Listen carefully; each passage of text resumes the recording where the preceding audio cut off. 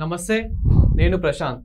రీసెంట్గా వైఎస్ జగన్ గారి helicopter incident అయితే మనం చూసాము. ఏ విధంగా అయితే అయిందో, అసలు నిజాలు ఏంటి, అసలు నిజానికి అసలు ఏం జరిగింది ఆ హెలికాప్టర్లో, అసలు అది సంఘటన ఎలా జరిగిందనే విషయాలు అయితే తెలుసుకుందాము. ఇప్పుడైతే పోలీసులు అయితే ఎంక్వైరీ అయితే చేస్తున్నారు. సో నిజాలు ఏంటైతే తెలుసుకుందాం. దీని గురించి అయితే మాట్లాడేందుకు ప్రస్తుతం మనతో పాటు సీనియర్ జర్నలిస్ట్ సిఎస్ రావు గారు ఉన్నారు. నమస్తే అండి. నమస్తే సార్, వైఎస్ జగన్ గారి ఈ హెలికాప్టర్ రాప్తాడులో ఏదైతే ఇన్సిడెంట్ జరిగిందో, సో అసలు ఆ ఇన్సిడెంట్ ఎలా జరిగింది అండ్ పోలీసులు కూడా ఇప్పుడైతే ఎంక్వైరీ చేస్తున్నట్లు తెలుస్తుంది. సో అసలు ఏం జరిగింది అక్కడ? మొత్తం గుట్టు విప్పబోతున్నారు పోలీసులు. ఎందుకంటే పైలట్ కో పైలట్ ఇద్దరు ఇవాళ సీకేపల్లి సత్యసాయి జిల్లా సీకేపల్లి పోలీస్ స్టేషన్కి హాజరయ్యారు. విచారణ ఎదుర్కొంటున్నారని తెలుస్తుంది. మరి ఆ విచారణలో ఏం చెప్తారు అనే దాన్ని బట్టి ఈ గుట్టు వీడేటువంటి అవకాశం ఉంది. ఎందుకంటే ఆ హెలికాప్టర్ ఇన్సిడెంట్ మీద అనేక రకాల అనుమానాలు ఉన్నాయి. ఆ ఇన్సిడెంట్ మీద ఆయన ఈ నెల 8వ తారీఖున ఆయన నియోజకవర్గానికి వెళ్ళారు. అక్కడ నియోజకవర్గాల్లో రాప్తాడు నియోజకవర్గానికి వెళ్ళి అక్కడ పాపిరెడ్డిపల్లి అనేటువంటి ఒక గ్రామంలో లింగమయ్య అనేటువంటి వైఎస్ఆర్ కాంగ్రెస్ పార్టీ కార్యకర్తను ఎవరో చంపేశారు, ఇది పొలిటికల్ మర్డర్ అనేటువంటి అభిప్రాయానికి జగన్మోహన్ రెడ్డి గారు వచ్చి ఆ లింగమయ్య కుటుంబానికి పరామర్శించడానికి వెళ్ళారు.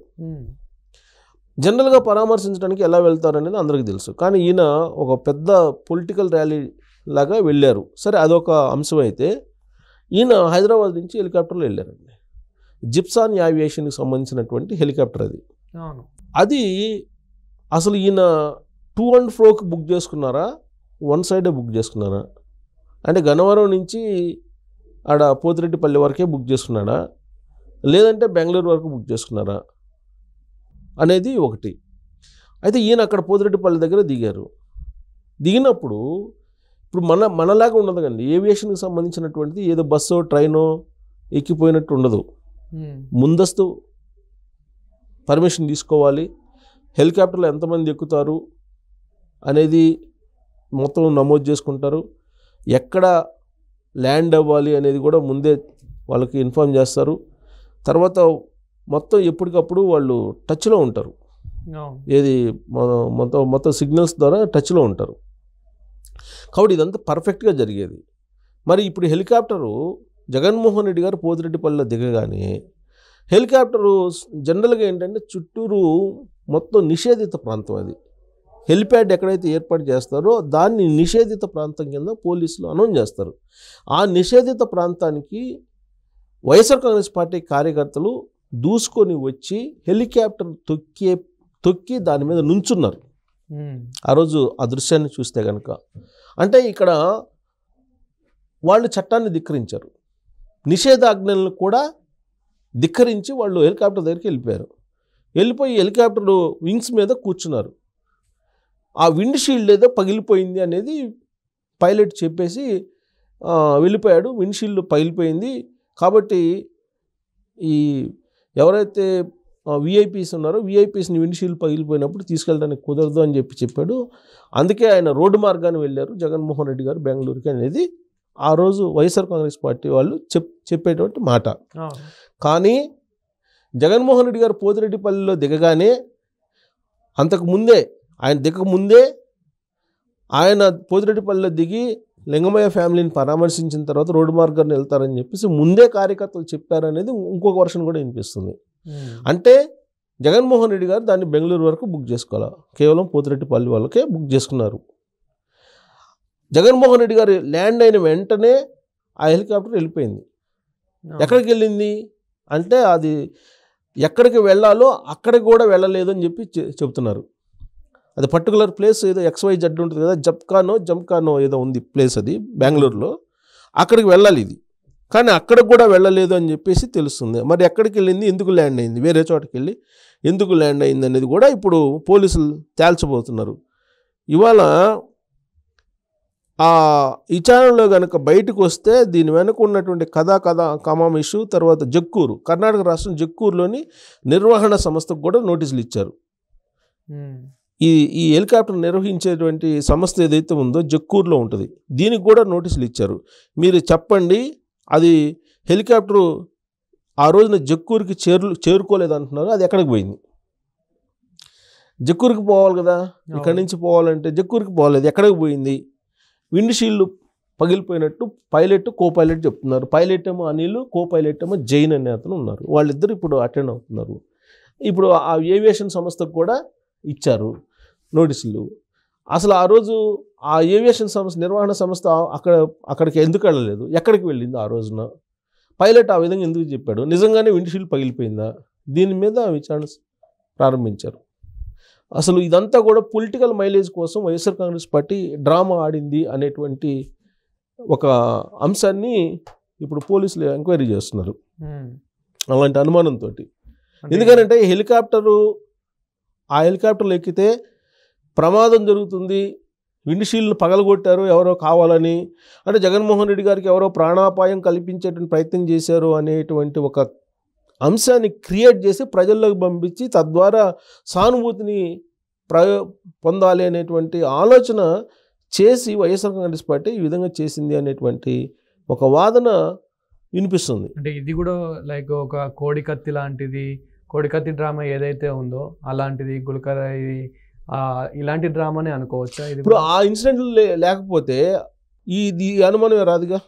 ఇప్పుడు వివేకానంద రెడ్డి గారి మర్డర్ కేసు కానీ, కోడికత్తి కానీ, గులకరాయి కానీ ఈ కేసులు కనుక లేకపోతే, ఈ కేసుల మీద అనుమానాలే లేకపోతే ఇప్పుడు హెలికాప్టర్ ఇన్సిడెంట్ మీద అనుమానం రాదు. హెలికాప్టర్ ఇన్సిడెంట్ మీద ఎందుకు అనుమానం వస్తుందంటే వీళ్ళే ఒక క్రియేట్ చేసుకుని ఒక ఇష్యూని దాన్ని ప్రజల మధ్యకి పంపించేసి హెలికాప్టర్లో ప్రయాణిస్తే కనుక ఏదో ప్లాన్ చేసేసి జగన్మోహన్ రెడ్డి గారిని ప్రాణాపాయం స్థితి అంటే ప్రాణం తీసేటువంటి ప్రయత్నం ఎవరో చేస్తున్నారు, కుట్రబన్నారు అనేటువంటి యాంగిల్లో ప్రొజెక్ట్ చేసేటువంటి ప్రయత్నం చేశారు. అందుకే ఇప్పుడు పోలీసులు అలర్ట్ అయ్యారు. ఇప్పుడు ఇదంతా ఈ నెపమంతా ఏంది పోలీసుల మీద పడుతుంది. ఆ రోజున మీరు ఎందుకు కంట్రోల్ చేయలేకపోయారు? హెలికాప్టర్ ల్యాండ్ అయిన వెంటనే జనం అంతమంది వస్తే మీరు ఎందుకు కంట్రోల్ చేయలేకపోయారు? Z+ కేటగిరీ భద్రత ఉంది కదా జగన్మోహన్ రెడ్డి గారికి తెలుసు కదా, మరి మీరు ఎందుకు కంట్రోల్ చేయలేకపోయారు అని చెప్పి పోలీసులు అడిగేటువంటి పరిస్థితి కేంద్ర హోంశాఖ. దానికి కారణం ఏంటంటే వైఎస్ఆర్ కాంగ్రెస్ పార్టీ వాళ్ళు పోలీస్ శాఖ మీద కంప్లైంట్ చేశారు కేంద్ర హోంశాఖకి. కేంద్ర హోంశాఖ నివేదికను అడిగింది అసలు ఏం జరిగింది చెప్పమని. అందుకే పోలీసులు ఇప్పుడు నోటీసులు ఇచ్చారు. హెలికాప్టర్ నిర్వహణ సంస్థకి ఇచ్చారు, కో పైలట్కి, పైలట్కి ఇచ్చారు. అలాగే అక్కడ ఎవరైతే దూసుకొచ్చారో హెలికాప్టర్ మీదకి వాళ్ళకు కూడా నోటీసులు ఇస్తున్నారు. యాక్చువల్గా ఆ రోజు వెళ్ళింది ఏంది, కార్యకర్త లింగమయ్య హత్యకు గురయ్యాడు, పరామర్శించాలి కుటుంబ సభ్యుల్ని.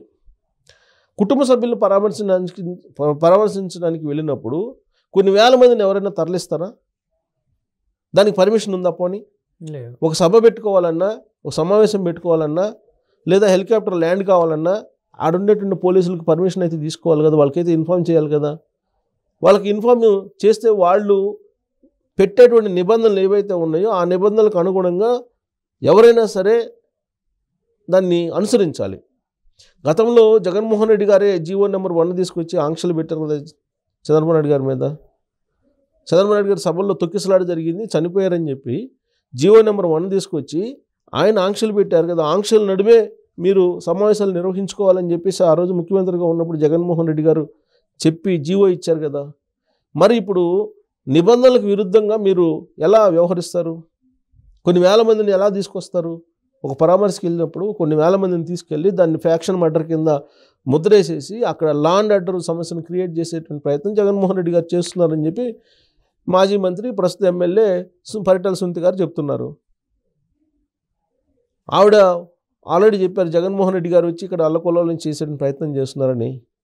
అంతకుముందే తోపుదర్తి ప్రకాష్ రెడ్డి గారు ఓడిపోయినటువంటి ఎమ్మెల్యే, ఆయన తమ్ముడు చంద్రశేఖర్ రెడ్డి గారు ఆయనే ఉన్నారు, మేము ఫ్యాక్షన్ చేయాలనుకుంటే కనుక లోకేష్ దగ్గర నుంచే మొదలు పెడతాం, లోకేష్ని వేసేస్తాం. అసలు ఎప్పుడో రాజశేఖర రెడ్డి గారు సరే అన్నట్టయితే చంద్రబాబు నాయుడిని లేపేసేవాళ్ళం ఎప్పుడో అని చెప్పేసి ఆయన చెప్పినటువంటి మాట్లాడినటువంటి వీడియో వైరల్ అవుతుంది కదా సోషల్ మీడియాలో. మరి ఇంత జరుగుతుంటే ఇప్పుడు మళ్ళీ హెలికాప్టర్ సంబంధించినట్టు ఇష్యూ ఇప్పుడు దాన్ని ఎలివేట్ మరో కోణంలో అంటే జగన్మోహన్ రెడ్డి గారిని ఏదో చంపేయాలని ప్రయత్నం ఎవడో చేస్తున్నారు అనే యాంగిల్లో ప్రొజెక్ట్ చేసే ప్రయత్నం చేస్తున్నారు.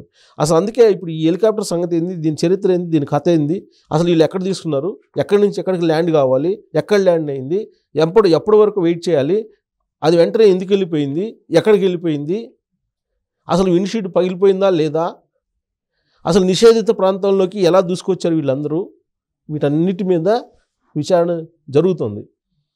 ఇప్పుడు నాకు తెలిసినంత వరకు విండ్షీల్డ్ పగిలిపోలా, అదే విషయాన్ని బహుశా చెప్తారనుకుంటా పైలట్ కో పైలట్ అసలు బుక్ చేసుకుంది పోతిరెడ్డిపల్లి దక్కనే అదే చెప్తారనుకుంటున్నాను నేను. లేదంటే రికార్డ్స్లో ఉంటుంది కదా. ఇప్పుడు దీన్ని దాచడానికి ఏముండదండి. ఇది central issue, aviation issue. Aviation అనగానే మీకు సెంట్రల్ పరిధిలోకి వెళ్ళిపోతుంది. కాబట్టి దీన్ని దాచడానికి ఏం లేదు. ఇప్పుడు అసలు హెలికాప్టర్ మీదకు దూసుకొచ్చినటువంటి కార్యకర్తల మీద కేసులు కన్నా బుక్ చేస్తే అవి ఎప్పట్లో పోవు.